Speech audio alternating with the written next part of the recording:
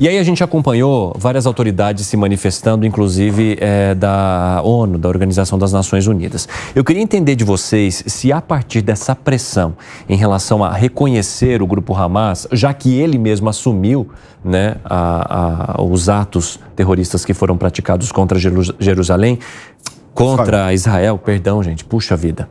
Se há a possibilidade de uma mudança agora na atitude dessas autoridades, nessas manifestações, e eu digo inclusive sobre as autoridades brasileiras, Frederico. Um desses foguetes, um Hamas, atingiu a ONU. É o que eu te respondo. Só vai piorar. Não vejo. Não é um pessimismo, Contumaz. A ONU vem dando sinais de desgastes, de falta de resolução prática.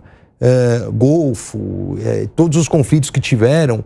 Quando o próprio Conselho de Segurança já se manifestou contrário, por exemplo, os Estados Unidos e o Reino Unido foram contrário à própria manifestação da ONU, ainda na época que o secretário-geral era o Kofi Annan, e demonstrou que quem manda é quem paga. Eu não tenho esperança alguma nesse sentido. Fala muito se hoje, vamos mudar o Conselho de Segurança, vamos aumentar. Tem que aumentar. O Conselho de Segurança ele é criado com 11 integrantes, aí numa resolução de 65 passam para os 15, mas a ONU tinha 117 membros, então estamos falando ali em um pouquinho mais de 10%. A ONU tem 193 membros hoje e você tem os mesmos 15, então facilmente você teria que ter 20, aumentando os 5 membros permanentes. Mas quem que vai autorizar a aumentar os 5 membros permanentes para dar o direito de veto? Os 5. Mas quem que vai querer? A França vai deixar, talvez o Reino Unido, talvez os Estados Unidos. Alguém aqui nessa roda acha que a China e a Rússia vai concordar com o aumento dos membros permanentes com direito ao veto? Não vai, né? Não vai. A China, ela nem prega o multilateralismo, ela não faz questão, a Rússia muito menos. Eu não vejo realmente esperança da ONU resolver qualquer questão nesse sentido, infelizmente, nem nesta, nem nas eventuais que vão surgir. E nem individualmente também os países mudarem os seus posicionamentos? Eu acredito que você pode. Quando você fala em China e Rússia, não.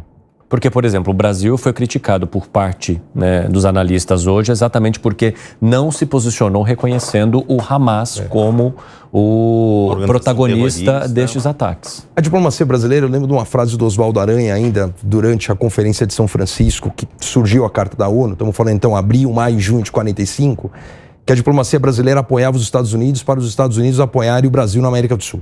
Ponto.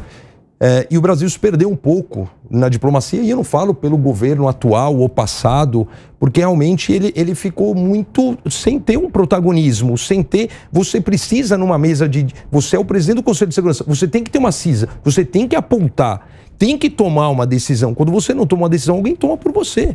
Né? O poder não permite vácuo. Então, eu não acredito num convencimento, eu não acredito num protagonismo do Brasil nesse mês de presidência.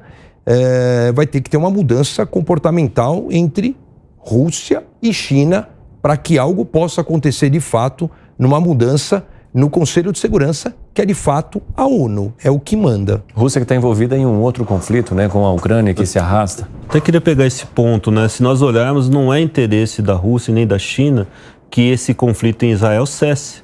Se a gente olhar do ponto de vista da Rússia, quanto mais esse conflito perdurar, a tendência é que o preço do petróleo suba.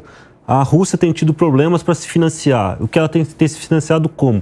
Vendendo petróleo de modo indireto. Então ela ganha com esse conflito e, claro, ela tem uma outra vantagem. Os Estados Unidos acabam ajudando Israel, mandando forças, mandando orçamento. Os países europeus começam a mandar ajuda para Israel e essa ajuda começa a ser drenada de onde? Da Ucrânia. E do outro lado, a China, que tem intensificado o seu achaque contra Taiwan, começa a ver o polo de conflito no mundo voltar para o Oriente Médio e deixando o Sudeste Asiático para ela conseguir dominar. Ou seja, os Estados Unidos não vai conseguir concentrar os seus esforços em 3 pontos. É como se fosse uma guerra de vários frontes. Ou seja, parece uma orquestração, mas não é. Mas é muito vantajoso para que a Rússia agora fomente o conflito ou deixe acontecer e se ou fique parada e a China faça a mesma coisa, porque no cenário internacional eles têm vantagem fazendo isso.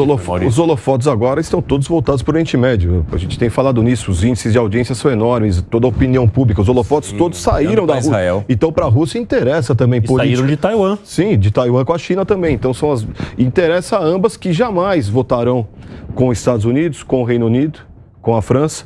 E o Brasil também, a figura do Brasil, com todo respeito, é um cargo de honra, mas é um cargo decorativo, esse cargo de presidência dessa situação. Meramente administrativo. Meramente de agenda. Protocolar. Cabe convocar. Convocou, não aconteceu nada, talvez convoque mais uma. Mas não esperem nada da ONU. Doutor, desculpa. Concordo. Não espere nada. Não espere que nós vamos nos frustrar. No domingo, claro que eu fiz parte da imprensa aqui, a gente estava acompanhando minuto a minuto para sair, mas o primeiro aviso é a ONU, o Brasil como presidente momentâneo do Conselho de Segurança, se sentiu pressionado para convocar a reunião. E já avisou, não vai ter nenhuma resolução. Foi uma conversa de 2 horas que não saiu com um documento oficial, não saiu com uma ata. Uma reunião de condomínio acaba com uma ata. E uma reunião desse gabarito não terminou.